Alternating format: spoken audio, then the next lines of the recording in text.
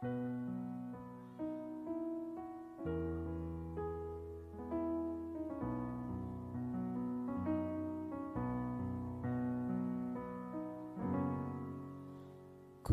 perlukan juru selamat agar jangan ku sesat.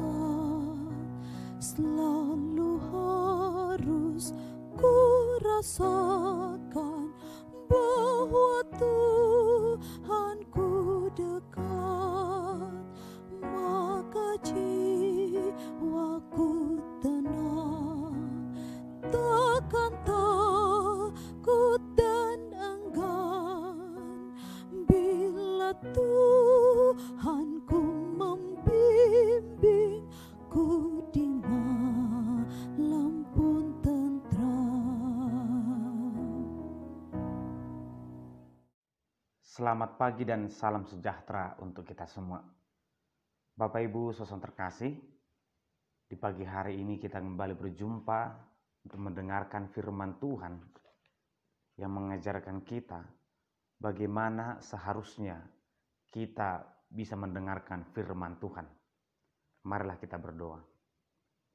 Terima kasih ya Tuhan, kami bersyukur di pagi hari ini untuk penyertaan Tuhan. Kami hendak mendengarkan firman-Mu, berkati kami Tuhan. Di dalam nama anak-Mu Yesus Kristus kami berdoa. Amin. Firman Tuhan tertulis di Ulangan pasal 18 ayat 15. Seorang nabi dari tengah-tengahmu, dari antara saudara-saudaramu, sama seperti aku, akan dibangkitkan bagimu oleh Tuhan Allahmu. Dialah yang harus kamu dengarkan. Panurirang sada songonaon patidangon ni Jehovah de batam setonga-tongami sian akka hanggim ibana tama tanyonom muna. Demikian pembacaan firman Tuhan. Bapak Ibu saudara terkasih, mungkin kita pernah melihat sebuah kisah ketika sekolah, teman-teman yang memiliki perlengkapan pendidikan yang sangat luar biasa.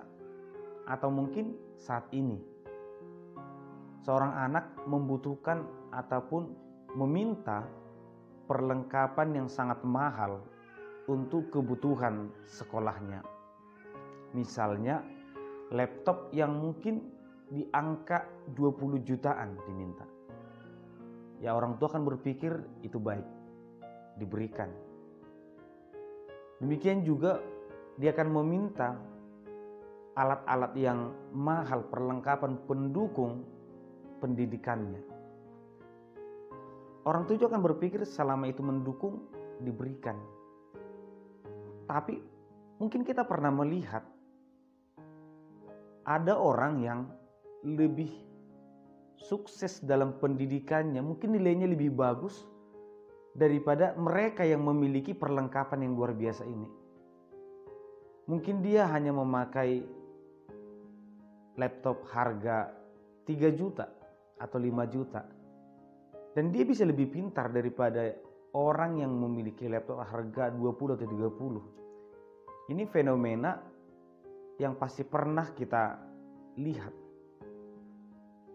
Anak-anak orang kaya itu tidak menjadi jaminan dia lebih pintar daripada anak orang miskin.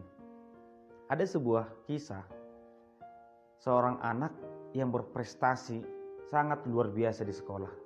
Dan ketika orang tua dipanggil dalam pengumuman nilai hasil, hadir seorang bapak-bapak yang berpakaian buruk, yang pekerjanya sebagai buruh.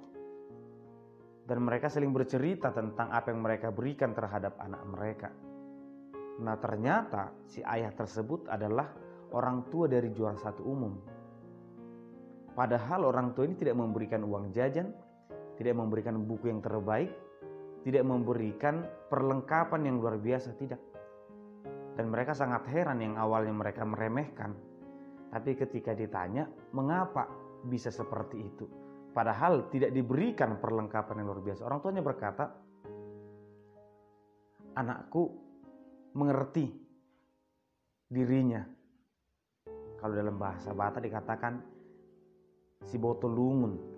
Dia tahu orang tua tidak memiliki apa-apa, sehingga dia mampu menggunakan apa yang ada.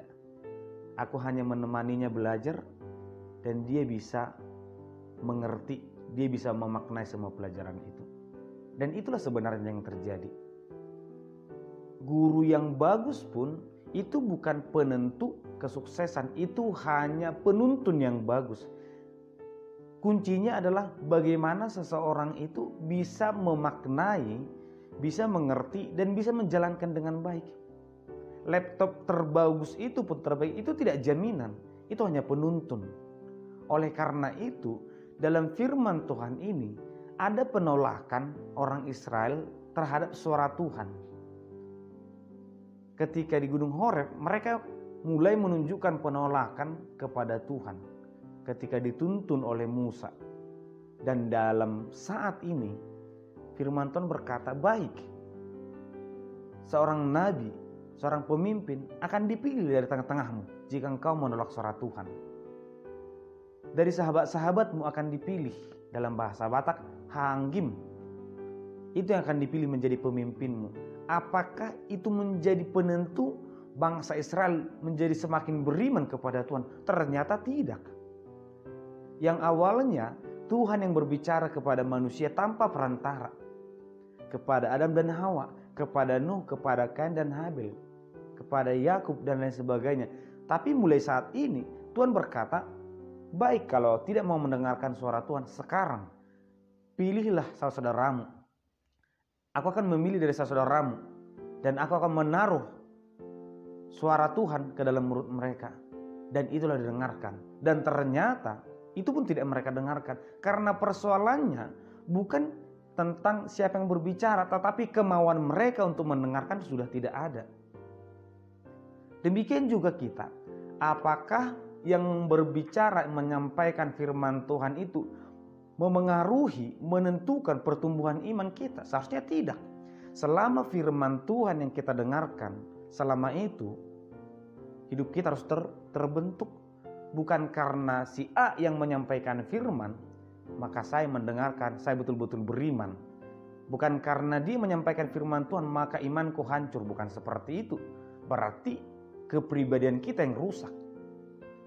Oleh karena itu, Bapak Ibu Susan terkasih, di masa-masa sekarang ini, di mana kita banyak mendengarkan informasi mungkin dari media sosial, berita-berita yang tidak terjamin kebenarannya, maka sebenarnya siapapun yang menyampaikan apapun beritanya, tergantung diri kita. Mampukah kita menyaringnya?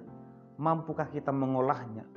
Oleh karena itu, seseorang ataupun iman seseorang itu seharusnya tidak dipengaruhi oleh orang lain. Karena itu hubungan dia kepada Tuhan. Orang lain hanya sebagai penyampai firman Tuhan. Dan demikian juga kita, Bapak Ibu saudara terkasih yang mendengarkan firman Tuhan.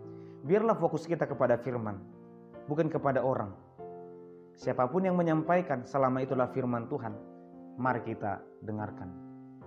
Dan kalaupun orang terdekat yang menyampaikan dan ternyata itu bukan firman Tuhan, tidak boleh dengarkan. Karena itu jadilah pendengar firman Tuhan yang sejati, pendengar yang bijaksana. Amin. Kita berdoa. Terima kasih ya Tuhan, kami bersyukur di pagi hari ini.